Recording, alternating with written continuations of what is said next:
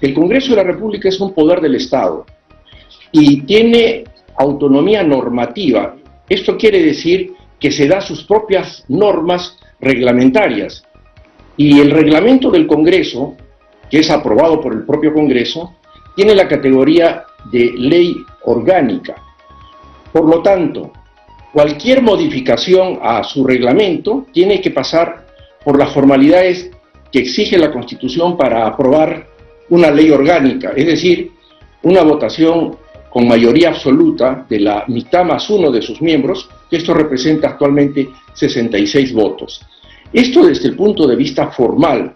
Si se cumple con esta formalidad, las modificaciones al reglamento, como ya lo han hecho en marzo, cuando se instaló este Congreso complementario, para posibilitar por lo menos la existencia de 3 legislaturas ordinarias, que lamentablemente en este caso no se daban por el hecho de que este Congreso solo tenía año y medio de vida.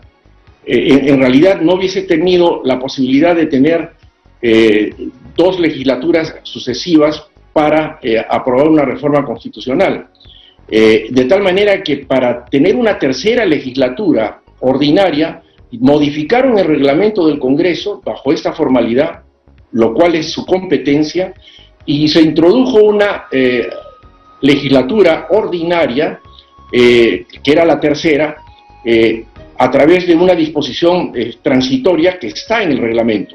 Lo que pretenden ahora es introducir una 4ª legislatura, fragmentando esta tercera legislatura que ya existía, que se iniciaría del 13 de junio al 16 de julio. Pero aquí viene precisamente el reparo que tenemos que hacer. ¿Es necesario?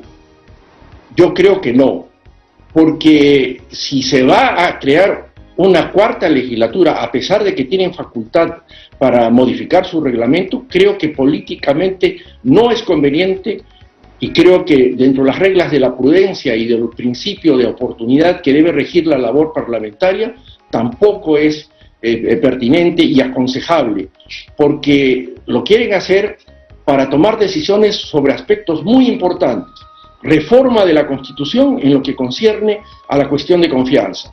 Reforma de la Constitución en lo que se refiere a la bicameralidad para retornar a este sistema, introduciendo la Cámara Alta o Cámara de Senadores.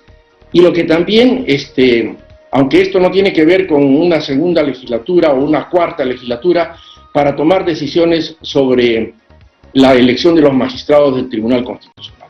Yo creo que todas estas cosas tan importantes no pueden hacerse en tan poco tiempo, que es el que le resta a este Congreso cuando finaliza sus funciones el 26 de julio próximo. Toda reforma constitucional tiene que ser debatida, estudiada adecuadamente, porque una reforma constitucional no se hace a través de un parche en la Constitución. La Constitución es una ley que tiene una sistemática, que las instituciones que consagra la Constitución puedan conversar entre ellas a fin de que el sistema democrático sea eficiente.